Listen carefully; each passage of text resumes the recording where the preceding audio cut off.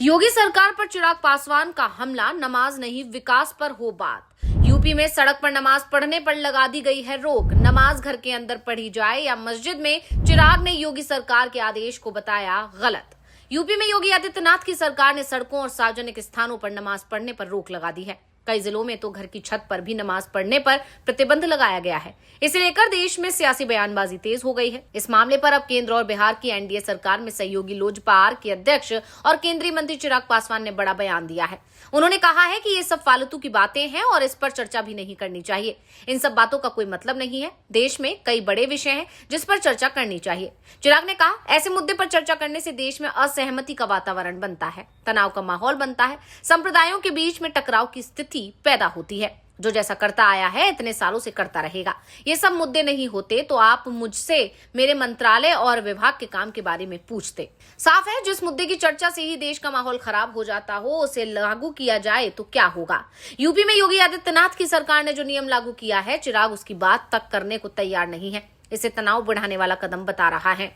लेकिन मजबूरी ये है कि फैसला बीजेपी सरकार का है। चिराग इस फैसले का समर्थन करने को तैयार नहीं है, लेकिन विरोध भी नहीं कर पा रहे हैं। चिराग से अब पूछा गया कि इन सब मुद्दों पर बात उसके सहयोगी यानी बीजेपी की तरफ से हो रही है, तो उन्होंने कहा कि मैं अपने सहयोगियों की इस बात से सहमत नहीं हूं।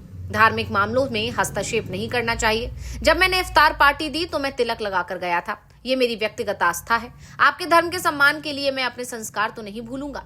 कई लोग तिलक नहीं लगाते, तो क्या वो हिंदू नहीं है? अगर मेरे सहयोगी ऐसे मुद्दों को तूल देते हैं तो मैं उनसे भी सहमत नहीं हूं। आज की तारीख में देश में कई बड़े मुद्दे मौजूद हैं। तो चिराग के तेवरों से साफ है कि वो बीजेपी सरकार से टकराव की तैयारी में भी है। खासतौर पर जिस तरह से वक्फ संशोधन बिल को लाने का ऐलान अमित शाह ने किया है, उसके बाद से ही एनडीए के अंदर हलचल मची हुई है। शाह ने साफ कर दिया है कि 2 या 3 अप्रैल को संसद में वक्फ संशोधन बिल को पेश कर दिया जाएगा और इसी सत्र में इसे पास भी करा लिया जाएगा। एनडीए के पास इस समय लोकसभा और राज्यसभा दोनों ही सदनों में बहुमत है, इसलिए उसे किसी और की जरूरत भी नहीं है। लेकिन बीजेपी को चिंता एनडीए के अंदर से ही हो रही है और यही कारण है कि बजट सत्र में वक्फ संशोधन बिल पेश करने की बात कह रही बीजेपी के लिए इसे पेश करना मुश्किल होता जा रहा है।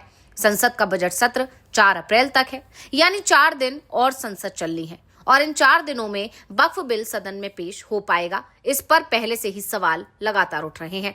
लेकिन अब जिस तरह से अमित शाह ने इसे लेकर तस्वीर साफ कर दी है और ये साफ कर दिया है कि वक्फ बिल तो इसी सत्र में पेश होगा, उसके बाद से चिराग पासवान ने भी बीजेपी सरकार पर दबाव बढ़ा दिया है। अब देखना होगा कि चिराग का दबाव काम आएगा या नहीं। तो रिपोर्ट आपको कैसी लगी, हमें कमेंट करके अपनी राय जरूर दीजिएगा। इसी के साथ वीडियो को लाइक करें, वीडियो को शेयर करें और चैनल को सब्सक्राइब करना ना भूलें।